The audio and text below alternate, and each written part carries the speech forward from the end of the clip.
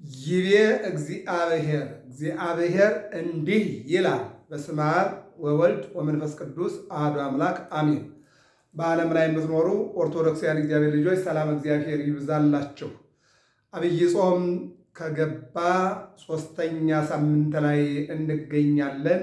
የመጀመሪያው ዘወረደ፣ ሁለተኛው ቅድስት፣ ሦስተኛው ምኩራብ ነው። ምኩራብ ማለት ቤተ መቅደስ ማለት ነው። እሱ ላይ ነው ያለነው። ዛሬ የካቲት 25 ቀን ነው። በዚህ ዕለት ቅዱስ መርቆሬዎስ ሰማዕቱ ለክርስቶስ ይከበራል። ዕለተ ረቡዕ ነው። እንግዲህ ይህንን ቀን በሁለት አይነት መልኩ እናየዋለን። አንደኛው ወርሃዊ በዓላት የሚከበሩበት ዕለት ቅዱሳን አባቶቻችን እነ አቡነ አቢብ እነ ቅዱስ መርቆሬዎስ የሚከበሩበት ታላቅ ዕለት ነው። አቡነ አቢብ ስንል በተጋድሎ የጸኑ የነ ቅዱስ መርቆሬዎስን ሰማዕትነት የነ ቅዱስ ጊዮርጊስን ሰማዕትነት የጻድቁ ተክለ ሃይማኖትን እግራቸው እስከሚሰበር ድረስ በጾም በጸሎት መጽናትን ያዩት ታላቅ አባት፣ እኔም እንደ ሰማዕታት ደሜ ፈሶ ሥጋዬ ተቆርሶ እግዚአብሔርን ባከብረው፣ ያለዛም ደግሞ እንደ አግናጤዎስ አንበሳ ቢበላኝ፣ ያለዛም ደግሞ እነሆ እንደ ቅዱስ ጴጥሮስ ተዘቅዝቄ ተሰቅዬ፣ ያለዛም ደግሞ እንደ ቅዱስ ጳውሎስ አንገቴን በሰይፍ፣ ያለዛ ደግሞ እንደ ቅዱስ እስጢፋኖስ የድንጋይ ክምር በላዬ ላይ ወድቆ ከእነዚህ ሁሉ የኔ በረከትና የኔ ተሰጥኦ የኔ ጸጋ የኔ ድርሻ በምን ይሆን ብለው ጦር ተክለው ዛፍ ላይ እየወጡ እኔም ሰማዕት ልሆን ብለው ቢሞክሩ ጦሯ እምቢ አለች። ነገር ግን እግዚአብሔር የጻድቁ አቡነ አቢብን ሰማዕትነት ፍለጋና ይልቁንም ደግሞ ሐዋርያነት ፍለጋ ይልቁንም ደግሞ ስለ ሃይማኖት ብሎ ዋጋ መክፈልን ተመልክቶ ከቅዱሳኑ መካከል አንዱ ታላቅ ጻድቅ አባት እንዲሆኑ ያደረጋቸው ታላቅ አባት ናቸው። ወደ ቅዱስ መርቆሬዎስ ስንመጣ የተጋደለ ተጋድሎውን ያበረታ ይልቁንም ደግሞ በተጋድሎ እስከ ጥግ ድረስ የሄደ ታላቅ ሐዋርያ ነው። የሚገርመው ነገር ተጋድሎ ቢገርፉትም ቢደበድቡትም ከሃይማኖቱ ወይ ፍንክች ያለ ታላቅ ሐዋርያ ነው። የሚገርመው ነገር ከተጋድሎ ብዛት የተነሳ አልጋ ላይ አስተኝተው እጅና እግሩን አስረው ከአልጋው ስር እሳት እያነደዱ ሊያቃጥሉ ሲሉ ከሰውነቱ የሚወጣው ደም እሳቱን አጥፍቶ ሰማዕትነቱን ያለመለመ ታላቅ አባት ነው። ብቻም አይደለም፣ መርቆሬዎስን ገለው የወንጌል አገልግሎት እናቆማለን ሲሉ እግዚአብሔር አምላክ ቅዱስ ዮሐንስ መጥምቅ ቢሞት ከአንገት በላይ ራሱ ክንፍ አውጣ 15 ዓመት እንዳስተማረች የቅዱስ መርቆሬዎስ ፈረስም መርቆሬዎስ ካረፈ በኋላ እንደገና አፈ አንደበት አውጦ እየዞረ አስተምሯል። ይሄ የበለዓምን አህያ ማየት ይቻላል። በለዓም እነሆ እስራኤላውያንን በባላቅ ግብዣ ሊረግብ ሲጓዝ መንገዱ ጠማማ ነበርና መንገዱ ላይ የእግዚአብሔር መልአክ ቅዱስ ሚካኤል ቆመ። በለዓም መልአኩን አላየችውም። ማነው? በለዓም መልአኩን አላየውም። አህያዋ ግን መልአኩን አየችው።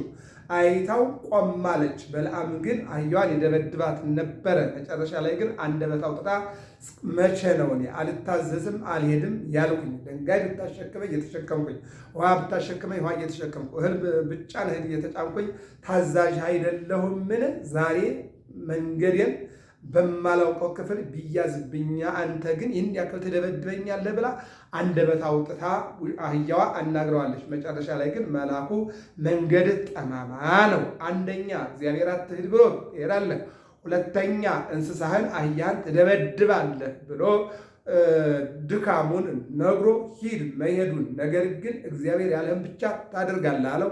ሄደ። እግዚአብሔር ያለው ደግሞ እንዳትረግም ባርካቸው ተመለስ ነው ያለው። ክዶ እስራኤላውያንን ባርኮ ነው የተመለሰው ማለት ነው። በአጭሩ የበለዓም አህያ አንደበት አውጥታ በለዓምን አናግረዋለች። እንደውም መተርጉማን ይላሉ የነቢዩን ወይም የበለዓምን እብደት አህያዋ ነገረችው ይላል። እብደቱ ምንድን ነው? ከእግዚአብሔር ቃል ተላልፎ አትሂድ እየተባለ ሶስት ነገር ፈልጎ፣ አንደኛው ገንዘብ ጥቅም ፈልጎ ማለት ነው። ሁለተኛው እውቅና ልዕልና ፈልጎ ማለት ነው። ሶስተኛው ደግሞ እነሆ ታዋቂነት፣ እኔ ገዳይም አዳኝም ብሎ በእግዚአብሔር መንበርና በእግዚአብሔር ቦታ ለመቀመጥ ይህንን አስቦ ሲሄድ መልአኩ ያውቅ ነበርና መንገድህ ጠማማ ነው አለው። አህያዋም ደግሞ እነሆ ያልተስተካከለ መንገድ ይዘህ ደበደብከኝ፣ እስካሁን ግን በተስተካከለ ብትጭነኝ ብታሸክመኝ አንድ ቀን እምቢ ብዬ አላውቅም ብላ የሰውየውን እብደት አህያዋን ነግረዋለች ማለት ነው። የመርቆሬዎስ ፈረስም እነሆ አንደበት አውጥቶ አስተምሮ ወንጌልን አስቀጥሏል ማለት ነው። እና በ25 ስንመለከት እንዲህ አይነት ቅዱሳን ይገኛሉ። ረቡዕ ዛሬ የካቲት 25 ቀን ቅዱስ መርቆሬዎስና ጻድቁ አቡነ አቢብ ባህታዊው ተሃራሚው ታላቅ አባት የሚታሰቡበት ነው። በሌላ መልኩ ረቡዕ ማለት ምክረ አይሁድ የተከናወነበት ነው። ምክረ አይሁድ ምንድን ነው? በዚህ ዓለም ጌታችን መድኃኒታችን ኢየሱስ ክርስቶስ 3 ዓመት ከ3 ወር ከ10 ቀን እየተዘዋወረ ሲያስተምር 5 ማህበር ወይም 5 ገበያ የሚያክል ህዝብ ይከተለው ነበር። 5ቱም ገበያ ወይም 5,000 ህዝብ 5 አይነት አመለካከት ነበረው። የመጀመሪያው በ2 ዓሣ በ5 እንጀራ 5,000 ህዝብ አጥግቦ 12 ሞሰብ ሲነሳ ያዩ ሊበሉ፣ የተራቡ ሊበሉ፣ የተጠሙ ሊጠጡ፣ ሊባረኩ። አንደኛው ክፍል ምግብ ፍለጋ አይተረዋል። የዮሐንስ ወንጌል ምዕራፍ 6 ላይ መገባቸውና ሲሰወራቸው ወዲያውኑ ራባቸው፣ ፈለጉት፣ ተሻግረው አገኙት።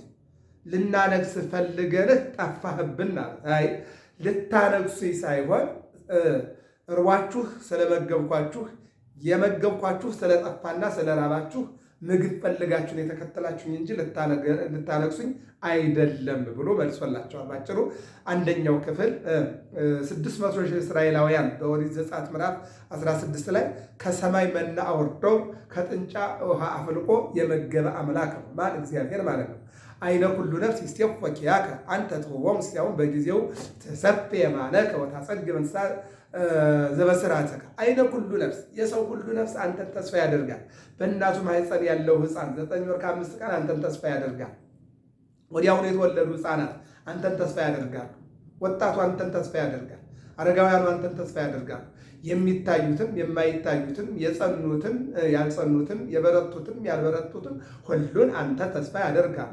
አንተ ትሁቦሙ ሳይሆን በጊዜው፣ አንተ ደግሞ እንደ እናት ምጣድ አልሰማልኝም ብለህ፣ እንደ አባት ደመወዝ አልደረሰልኝም ብለህ፣ እንደ አባት ትርፍ የለኝም ብለህ፣ እንደ እናት ደግሞ እማበላው አጣሁ የማትል በሰዓቱና ደቂቃም ሳታሳልፍ የምትመግብ አይነ ሁሉ ነፍስ የሰው ሁሉ አይን አንተን ተስፋ ያደርጋል። አንተ ትሁቦሙ ሳይሆን በጊዜው፣ በሰዓቱ በቃ ምንም ምክንያት ሳይኖርህ በሰዓት አስተካክለ የምትመግብ አንተ ነህ።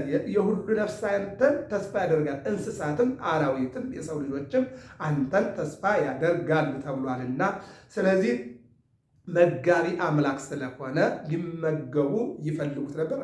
በሌላ መልኩ አንደኛው ግሩፕ ወይም አንደኛው ማህበር ወይም አንደኛው ክፍል ምግብ ፈላጊ ነው ማለት ነው። ሁለተኛው የታመሙት ሊድኑ የዮሐንስ ወንጌል ምዕራፍ 5 ላይ እንደምንመለከተው 38 ዓመት ሙሉ ባልጋ ላይ ተጣብቆ በዚያ ወቅት ለመዳን 3 ነገሮች ያስፈልጋሉ። አንደኛው ታሞ ነገር ግን መንቀሳቀስ የሚችል ወደ ጸበል ገብቶ ተጠምቆ መዳን ይቻል ነበር። ሁለተኛው እሱ ወደ ጸበል መሄድ ካልቻለ አቅም ከሌለው አዝሎ ወደ ጸበሉ የሚያስገባው ወገን ያስፈልግ ነበር። ሶስተኛው ወገን ከሌለው ገንዘብ ኖሮት ተሸከመኝና ወደ ጸበል አስገባኝ በዚህን ያክል ገንዘብ እሰጥሃለሁ ብሎ ሄዶ ተጠምቆ መዳን ይቻል ነበር።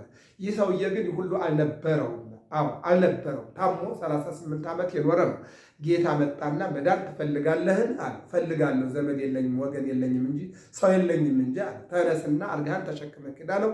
አልጋውን ተሸክመ ወደ ቤቱ ገባ። 38 ዓመት ሙሉ የታመመን ሰው ወዲያውኑ የሚፈውስ አምላክ ስለሆነ ለመዳን ማለት ነው። በሉቃስ ወንጌል ምዕራፍ 13 ላይ ስንመለከት አንዲት እናት ወገቧ ጎብጦ ቀና ብላ ማየት የማትችል ወደ ሰማይ የማታይ ቀና ብላ ሰውን የማታይ ናት። በምኩራብ ተገኘና አንቺ ሴት ከኃጢአትሽ ተፈተሻል፣ ቀና በይና ሂጂ አላት። በእውነት ዛሬ ብዙ ወገናችን አንገቱን ደፍቶ እየተጓዘ ነውና ቀና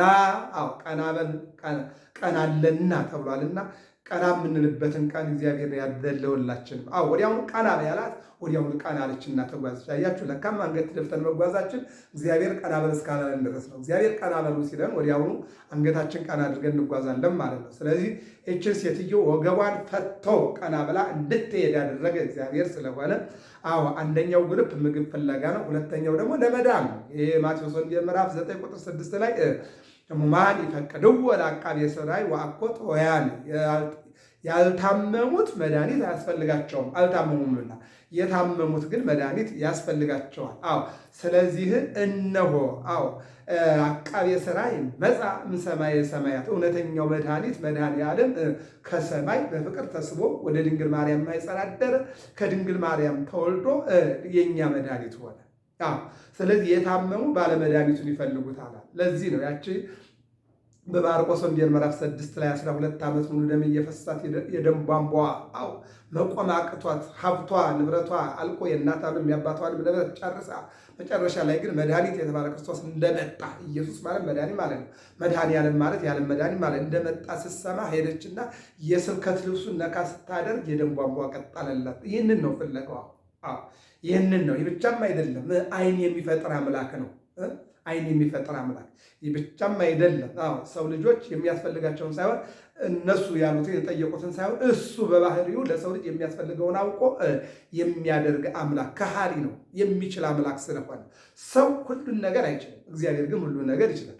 ዶክተር ባለመድኃኒት ሁሉን ነገር አይችልም፣ እግዚአብሔር ግን ሁሉን ነገር ይችላል ማለት ነው።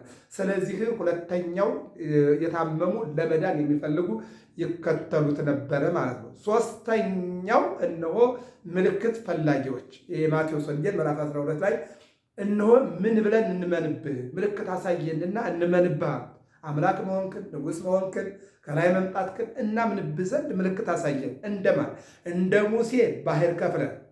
የኤርትራን ባህር ማን የከፈለው? ሙሴ ጠያቂን የከፈለው እግዚአብሔር። እንደ ኤልያስ ዝናብ አቆመህ። ዝናቡን ያቆመው ማን ነው? ኤልያስ ጠያቂ ነው። ዝናቡን ያቆመው እግዚአብሔር ነው። ያዕቆብ 5 ላይ ኤልያስ እንደኛ ሰው ነው፣ ነገር ግን ጻድቅ ነው፣ ዝናብን አቆመ ይላል። መልሶም ደግሞ እንዲዘንብ አደረገ ይላል። ኤልያስ ጠያቂነቱና በእግዚአብሔር ዘንድ ለለመነው ልመና እሽታ ማግኘቱ ነው። ዝናብ ልለጉም አለው፣ ጠየቀው፣ ለጉም አለው። አለቀ። ይሄ ነው ጻድቅ ስለሆነ ከእግዚአብሔር ጋር ተነጋገረ። ሙሴ እስራኤላውያን እንዴት ላድርግ አለ። ነሳ ሙሴ በትረ ጸለየ ወማይተ በውትቄ በአርአያ ትምህርተ መስቀል፣ በበትርህ ንካው አለው። በትሩን የሰጠው ማን ነው? በትሩን እኮ ጣለው አለው። እባብ ሆነ፣ አንሳው አለው። በትር ሆነ። በዚህ ምልክት ፈርዖንን አሸንፈህ እስራኤልን ታወጣለህ ተብሎ የተሰጠው ይሄ የእግዚአብሔር ስጦታ እኮ ነው። በበትርህ ንካው አለው። ነካው። ሲነካው ውሃው ግራና ቀኝ ተከፈለ፣ እስራኤል ተሻገሩ። ኤልያስም ጸለየ፣ እነሆ ዝናብ ቆመ። ሌላም እንደዚህ እነ ጌዲዮን ጸምር እንዲህ አድርግና እንደ ኢያሱ በኢያሱ በገባዖን ፀሐይ አቀመ። በኢያሱ በገባዖን ፀሐይ አቆማል። እውነት ነው። በኤላም ወንዝ ጨረቃ። እሱ ግን ምንድን ነው ያለው?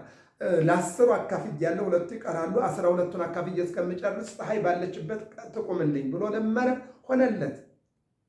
ሰአል ምኔ ነው፣ ወደ እኔ ለምን እሰጥሃለሁ ይሆንልሃል እኮ ነው። የማቴዎስ ወንጌል 7:7 ላይ ጎልጉል ወይትናው ለክሙ ሰአሉ ይተዋበክሙ፣ ለምኑ ይሰጣችኋል፣ አንኳኩ ይከፈትላችኋል። ለምኑ ያልተሰጠው አንኳኩቶ ያልተከፈተለት ማለት ነው። ሐናም ሳሙኤል ለመነች፣ አነባች፣ እንባዋን አበሰላት፣ ልመናዋን ሰማት፣ ለልመናዋ መልስ ሰጣት፣ ልጅ ሰጣት። አለቀ። ስለዚህ የሰው ልጅ ጠያቂ እንጂ ፈጻሚ አይደለም ነው። እነሱ ግን ምልክት እንፈልጋለን እንድናምንበት። ጌታ ግን ምን አለ? ለዚህ አመፀኛና አመንዝራ ትውልድ ምልክት አይሰጠውም። ምልክቱ አንድ ነው። እሱም ወበከመ ነበረ ዮናስ ውስተ ከርሰ አንበሪ ሰሉሰ መዋዕለ ወሰሉሰ ለያልየ ከማሁ ይነብር ወልደ እጓለ እመሕያው 3 መዓልተ ወ3 ሌሊተ ውስተ ልበ ምድር።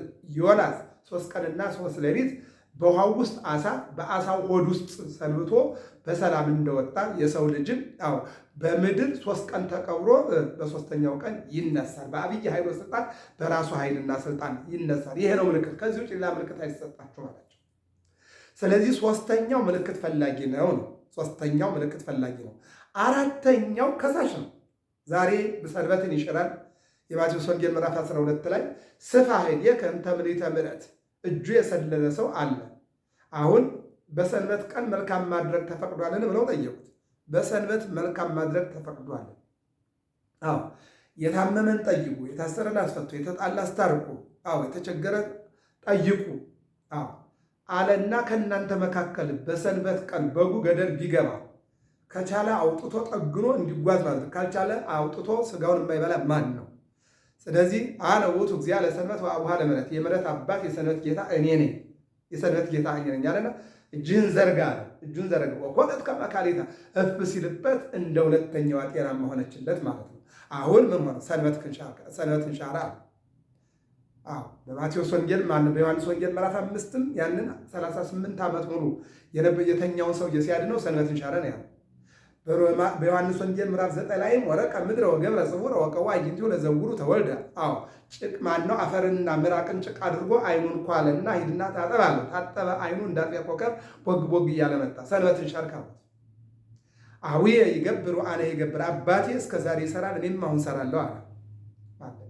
ይህን እያለ ይመልስ ነበር። በአጭሩ አራተኛው ምንድን ነው ማለት ነው? ከሳሽ ነው። አሁንም ከሳሽ ነው። በቤተ ክርስቲያን ከሳሽ፣ በዓለም ከሳሽ፣ በተለያየ ነገር ከሳሽ ማለት ነው ዲያብሎስ ነው። ዮሐንስ ወንጌል ምዕራፍ 8 ላይ እናንተ የዲያብሎስ ልጆች ናችሁ፣ ሐሰተኛ ከሳሽ ነው አባታችሁ፣ እናንተም ከሳሾች ናችኋል። ከሳሽ ዲያብሎስ ነው።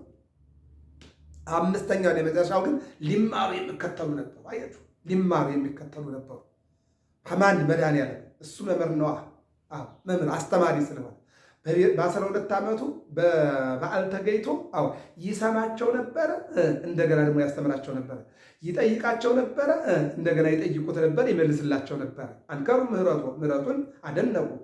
ሞገሰ ቃሉ የአንደበቱን ቃል ወይም ደግሞ የቃሉን አንደበት አነጋገሩ፣ ጣዕመ ነገሩ፣ ይልቁንም ያነጋገር ጣዕም ለዛ ያለው ጣዕሙ በቃ የሚወጣው ቃላት ጉርድ እያለ ደስ የሚል ቃላት በቃ አነጋገሩ ወሳይሳፉ የአንደበቱ ቅልጥፍጥፍነት እሱን አይተው ያደንቁት ነበር ይላል። መምህር ያስተምር ነበር ማለት ነው። ይገርመኛል። ያው በሕፃንነቱ እናቱ ወደ ትምህርት ቤት ወስዳ አበገደ ሀሁ ሀግዝ ለግዝ እያለ ተምሯል። አስተማሪው አምላክ ተማሪ፣ መምህሩ አምላክ ተማሪ ሆኖ አይተነዋል። በየጥቂቱ አድርጎ አይተነዋል።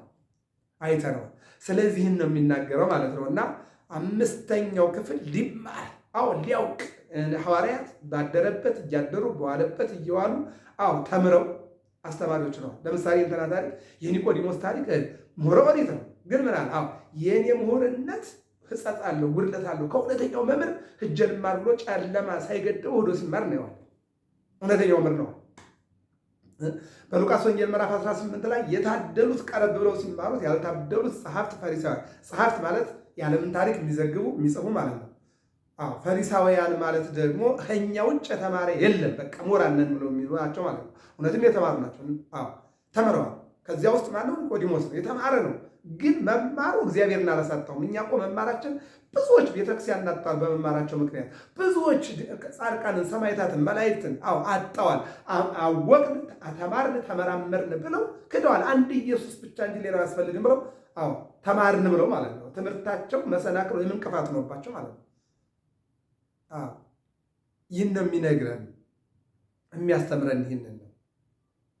ከእውቀታቸው የተነሳ ቀልጠው የቀሩ በዚህ በቤተክርስቲያናችን ታሪክ ላይ የቅዱስ ጴጥሮስ ደቀ መዝሙር አርዮስ እውቀቱ ተምሯል። ግን ምን ዋጋ አለው? ስህተት መጣና በላው። ለሴት መኑ ይሌባዋ ስህተት ማን ያምናል? ማመን አለመቻል እነ መቅዶኒዎስ እነ ሰማንዮስ እነዚህ ሁሉ እውቀት በልጧቸዋል። ማይበል ማለት ነው።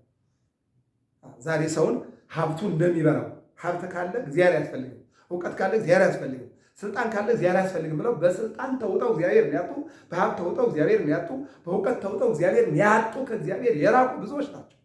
ይህ ነው የሚነግረን ማለት ነው። ስለዚህ አምስተኛው ለመማር ማለት ነው። እሱ ግን ያስተምር ነበር። ስለዚህ በዚህ ምክንያት እነሆ እሱ ካለ ተከታይ የለንም፣ እሱ ካለ እውቅና የለንም ብለው በዕለተ ረቡዕ ምን አድርገዋል? ምክር ጨርሰው እንግደለው ብለው በምን እንግደለው አሉ? በስቅላት እንግደለው ብለው ረቡዕን ሁልጊዜ ልናስብ የሚገባ አይሁድ ጌታን ለመስቀል የወሰኑበት ቀን ነው። ይሙት በቃ በምን በእንጨት ላይ ተንጠልጥሎ ይሙት፣ ትንቢት ይፈጸም ዘንድ ነው። የእነሱ ምክር ስለሆነ አይደለም። ምንድነው? ዮሐንስ 3 ላይ ተኗለ ወበከመ ሰቀሎ ለአርዌ ብርት በገዳም ከማው ይሰቀላለው ወልደ እጓለ እመሕያው። ሙሴ በምድረ በዳ ያንን የነሐስ እባብ ሰቅሎ እስራኤል እንዳዳነ የድንግል ማርያም ልጅ መድኃኔዓለም በመስቀል ላይ ተሰቅሎ ዓለምን ያድን ዘንድ ይገባዋል።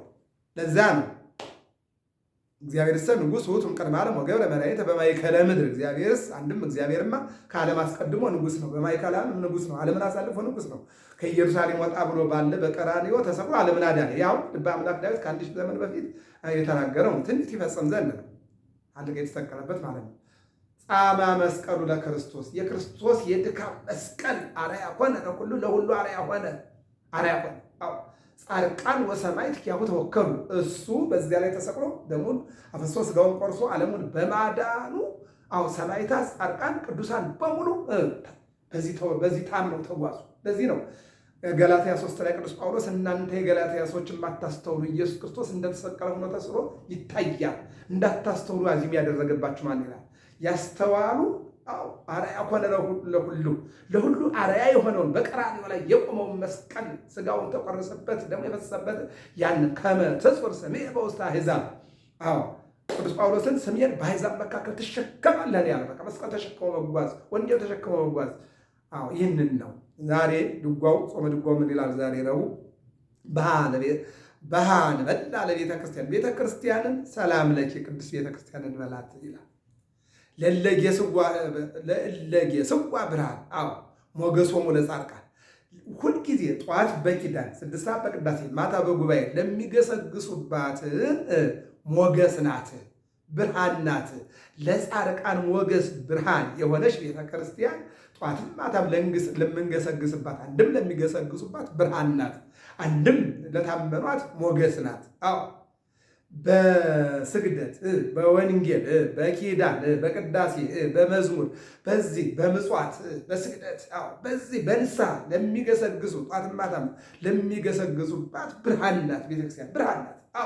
በኪዳኑ ብርሃን ትሰጣለች፣ በቅዳሴው ብርሃን ትሰጣለች፣ በማኅሌቱ ብርሃን ትሰጣለች፣ በወንጌሉ ብርሃን ትሰጣለች። ቤተ ክርስቲያን ሸክም ታቀላለች። ኑ ሀቤ ኩዳነ ጸሩ አነ አርፈክሙ ማቴዎስ ወንጌል ምዕራፍ 11 ላይ እናንተ ሸክም የከበዳችሁ ወደ እኔ ኑ አሳርፋችኋለሁ ያለ ጌታ የሚገኝባት ቅድስት ቤተ ክርስቲያን እናታችን ብርሃን ናት።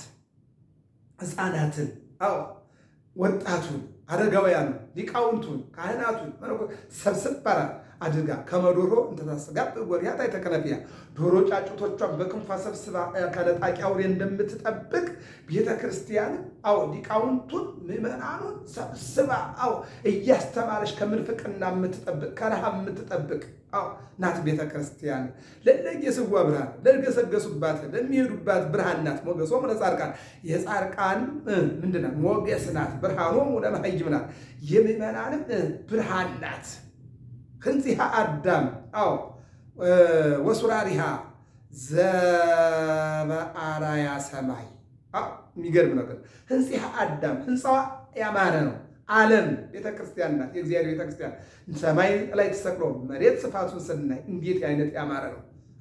ሰማይ ቀለሙን ቀቡኝ አይልም፣ ምሰሶ አቁሙልኝ አይልም። እንዲህ አምሮ ተውቦ የምናየው መሬትም እንደዚሁ። ስለዚህ የእግዚአብሔር ህንፃ ዓለም ይልቁንም የሰው ልጆች የእግዚአብሔር ህንፃ ህፃናት፣ ወጣቱ፣ አረጋውያን የእግዚአብሔር ህንፃ እንዴት ማማሩ። ከሊት ቆንጆ ናት፣ ከኔ ቆንጆ ነው ለምናደንቀው ህንፃ የእግዚአብሔር ህንፃ እኮ ነው። ሰው እንዳለመታደሩ ነው በራሱ የኃጢአት መስመር ይዞት ቢጓዝም የእኛ ሰውነት የእግዚአብሔር ህንፃ ነው። እግዚአብሔር የሰራው ነው። እናት አድጎልጉላ ያመጣችው ልጅ አይደለም። ልጅ ድንጋይ አይደለም አይፈለጥም፣ ጭቃ አይደለም አይደወለቦልም፣ እንጨት አይደለም አይሰነጠቅም። የእግዚአብሔር ህንፃ ነው የሰው ልጆች። እንደገና የምናየው ቤተ ክርስቲያን ደግሞ ሰው ልጆች በጠባቸው ቢሰርሱም የእግዚአብሔር የሚከብርበት ህንፃ ማለት ነው። ምን አለ? ህንፂሃ አዳም ቤተ ክርስቲያን አገልግሎቱ፣ መቅደሱ፣ ቅድስቱ፣ ማኅሌቱ እንዴት ያምራልናት። ምንድነው? ወባቲ ለዛቲ ቤተክርስቲያን ሥርዓተ መላእክት አርአያ ዘበሰማያት ቤተክርስቲያን ትትመሰል በጽርሐ አርያም ዘላለም ወባቲ ለዛቲ ቤተክርስቲያን አርአያ ዘበሰማያት በሰማያት ባሉ በኢዮር በራማ በኤረር በመቅደሱ ቅዳሴው፣ በቅድስቱ ሰዓታቱ፣ በማኅሌቱ ስብሐተ ነግሁ የሚቆምባት የመላእክት ከተማ የምትመስል ምስጋና የሚስማማት ቤተክርስቲያን ማለት ነው። ህንፂሃ አዳም ወሱራሪሃ ዘበአራያ ሰማይ። የሚገርም ነገር መሬታዊ ቤተክርስቲያን ቢቃጠል ሰማያዊ ቤተክርስቲያን አለ። መሬታውያን ካህናት ቢያልቁ ሰማያውያን ካህናት አሉ። መሬታውያን አገልጋዮች ቢያልቁ ሰማያውያን መላእክት አገልጋዮች አሉ። ወሱራሪሃ ዘበአራያ ሰማይ። ይቺ ቤተክርስቲያን የሰማይ ምልክት ናት። ይልቁንም እነሆ ስርዓቷ ሰማያዊ ስርዓት ነው። ተሰራ በሰማይ ተሰራ በሰማይ የተሰራው በምድር ተሰርቷልና ነው የሚለው። አርየኒ ገጸከ ፊትክን አሳየኝ፣ ዋስማኒ ቃለከ ቃልክን አሰማኝ፣ እስመ ቃልከ አዳም አዎ አንደበትህ ያማረ ነው። ወነገረ መስቀልከ እሙን እነሆ የመስቀልህ ነገርም የታመነ ነው። የመስቀልህ ነገርም የታመነ ነው። ምንድን ነው እሙን? አዎ ነገረ መስቀልከ እሙን ውእተ ያን ጊዜ በጽድቅ ተናገርከኝ፣ በእውነት ተናገርከኝ። ትሰግር ለከ መካን እንተ ፈሬት በዕፀ መስቀልከ። አዎ የሚገርም ነገር ቀራንዮ።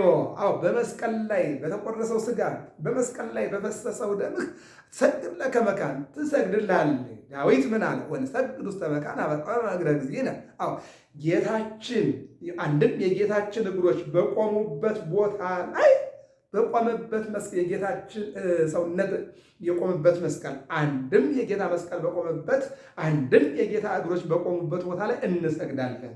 ቤተ ክርስቲያን የማን መስቀል ነው የቆመው? የጌታ ምንድን ነው ያለው? ጉልላቱ ላይ ምንድን ነው ያለው? መስቀል እኮ ነው። መስቀሉ የተሰቀለ ማለት ክርስቶስ ነው።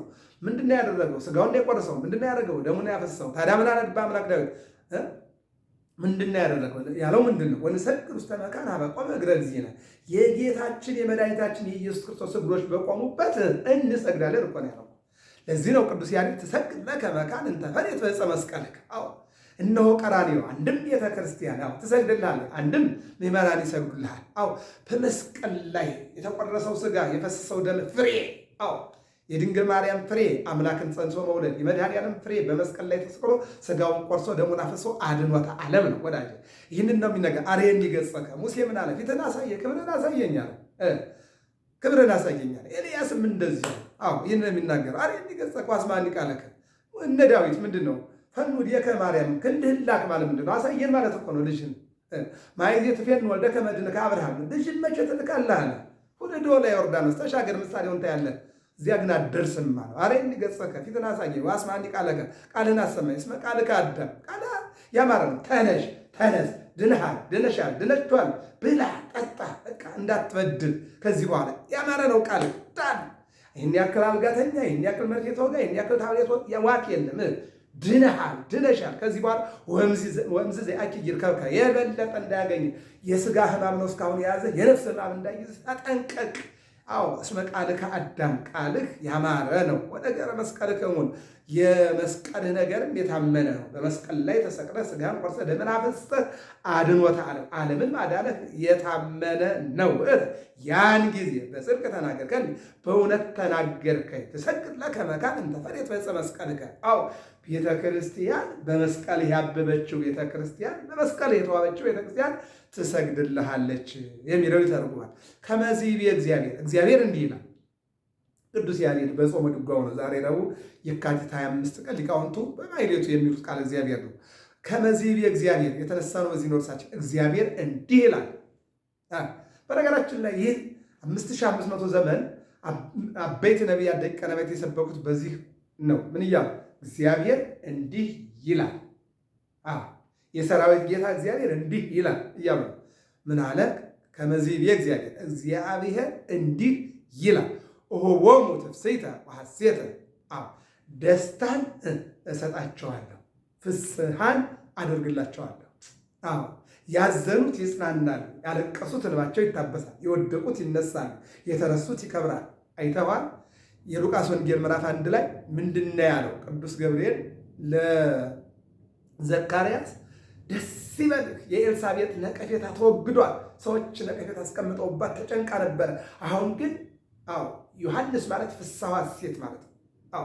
የእናንተ ደስታ የእናንተ ትፍሥሕት በልጃችሁ ስም ይመጣላችኋል። ዮሐንስ ትለዋለህ፣ ወንድ ልጅ ትወልዳለህ፣ ደስታ ፍስሐ በቤት ይመጣል ማለት ነው። የብሉይ ኪዳን መሸጋገሪያ የሐዲስ ኪዳን ደግሞ የመጀመሪያ ነቢይ ወይም ደግሞ ሰማዕት ወይም ደግሞ ሐዋርያ ነው። አጥማቂ መለኮት ነው። መንገድ ጠራጊ ነው። ደስታን የሚበላ ልጅ ትወልዳላችኋል። አየሁ ሐናን መልካም ልጅ ትወልጃለሽ፣ ራስሽን ጠብቂ አላት። ደስታ ሆኖልሻል ሳሙኤል ትይዋለሽ አላት። እዚያ በመጽሐፈ መሳፍንት ምዕራፍ 13 ላይ ማግሄን ምን አለ? ቤት በደስታ ይሞላል። እስካሁን መከራ ነበር፣ ባለመውለዷ ተጨንቃ ነበር። አሁን ደስታ በቃ አለቀ። ይህን ነው ደስታን አደርጋለሁ አለ። ከመዚብ እግዚአብሔር ኦቦሙ ትፍሥሕተ አዎ ደስታ ፍስሐን እሰጣቸዋለሁ። ሐሴተ የሚያስደስት ነገር አዎ ምንድን ነው? ለኩሎሙ እለ ያፈቅርዋ ለጽዮን ጽዮንን ለሚወዷት አንድም ለሚያከብሯት አንድም የአምላክ እናት ለሚሏት አንድም ለሚታመኑባት ደስታን እሰጣቸዋለሁ። ጽዮን ሀገረ እግዚአብሔር ኢየሩሳሌም፣ ጽዮን ታቦተ ጽዮን፣ ጽዮን ድንግል ማርያም ሰማዕት ወተፈሥሐት ጽዮን። ጽዮን ሰምታ ደስ አላት። ማናት? ድንግል ማርያም። ምን ሰምታ ነው? ጸጋን የተመላሽ ሆይ ደስ ይበልሽ አምላክ ካንቺ ይወለዳል። ሰማዕት ጽዮን ወተፈሥሐት። አሁን ጽዮን ሰማች የአምላክ እናት መሆኗን። ማን? ድንግል ማርያም። ምን አለ? ደስ አላት። ሰማዕት ጽዮን ድንግል ማርያም ደስ አላት። ምንድን ነው? ልጄ ሆይ ከተነሳ በኋላ ወደ መቃብር ወደ ጎልጎታ እየሄደች ማርልኝ አትልና በሁለት ክንዶቼ በድንግልና ክንዶቼ በታቀፉ በድንግልና ደረቴ በታቀፈህ በድንግልና ከንፈሮቼ በሳሙህ በድንግልና ጀርባዬ ባዘልኩ ግብፅ ለግብፅ ኢትዮጵያ ለኢትዮጵያ በተንከራተትኩበት በድንግልና እግሮቼ አንተን ይዤ በተንከራተትኩባቸው በድንግልና ማኅፀኔ ያለ ሕመም ያለ መከራ ያለ ጭንቀት ወልጄ አንተን ለዓለም ያስረከብኩበት ማኅፀኔ 9 ወር ከ5 ቀን ከተማ ያደረግከው በዚህ መሐርሊተ ልጄ ይቅር በል ስትለው መጣና ጌታ ምን አላት? ስምሽን የጠራ መታሰቢያሽን ላደረገ የአምላክ እናት ላለ ወላዲተ አምላክ ላለ አማላጃችን ላለ አስታራቂያችን ላለ የአዳምን የሔዋንን ዕዳ የከፈለች ናት ለሚሉ አስታራቂ ናት ለሚሉ ዕዳ ከፋይ ናት ለሚሉ የብርሃን እናት ናት ለሚሉ ወላዲተ አምላክ ናት ብለው ላመኑ እነሆ እምርልሻለሁ። ይሄ ነው ሰማዕት ጽዮን ተፈሥሐት። ጽዮን ሰምታ ድንግል ማርያም ሰምታ እነሆ ደስ አላት። ይህን ነው የሚናገረው። ከመዚብ እግዚአብሔር ኦቦሙ ትፍሥሕተ ወሐሴተ ለኩሎሙ እለ ያፈቅርዋ ለጽዮን ጽዮንን ለሚወዱ ድንግል ማርያምን ለሚወዱ ደስ የሚያሰኛቸውን ነገር በቤቴ ይሰጣቸዋል። ምን ይገርማል! ኢሳይያስ 56 ላይ ተራራውን ለወጡ ወንዙን ለተሻገሩ ቁልቁለቱን ለወረዱ ሃይማኖት ለጠበቁ ከልጃገረዶች ይልቅ በቤቴ መታሰቢያ ይሰጣቸዋል። የማይጠፋ ስም ለዘላለም ማርያም ቤተክርስቲያን፣ ገብርኤል ቤተክርስቲያን፣ ቅዱስ ጊዮርጊስ ቤተክርስቲያን፣ አርሴማ ቤተክርስቲያን እንድንል የሆነው ቤተክርስቲያን የክርስቶስ ነው። ነገር ግን በክርስቶስ ቤተ መቅደስ መታሰቢያ ተሰጣቸውና የአርሴማ ቤተክርስቲያን እንላለን። ቤተክርስቲያን እግዚአብሔር ነው። ይህን ነው የሚያስደስት ማለት ነው። ከመይሰባ ስሜ በውስተ አናቅጽሃ በደጇ ስሜ ይጠራ ዘንድ ሰላም ለኪ ቅድስት ቤተክርስቲያን በአምሳለ ኢየሩሳሌም ቅድስት ድንግል ማርያም ወላዲተ አምላክ የአምላክ እናት ከመይሰባ ስሜ በውስተ አናቅጽሃ በበሮቿ ስሜ ይመሰገን ዘንድ ይወደስ ዘንድ የሚለውን ይተረጉመ ኢይደግምን ከአይምሞቶሙ እነሆ ምቀኝነትን ይልቁንም ደግሞ አይሞቱም። የሰውን ምቀኝነት አልደግምም፣ አላማም አልተላለፍም፣ አልዘገይም፣ አልረሳም። ከመ ቀደሙ ይቤ እግዚአብሔር ረዳዋ ድህና ከመ ቀዲሙም ይላል።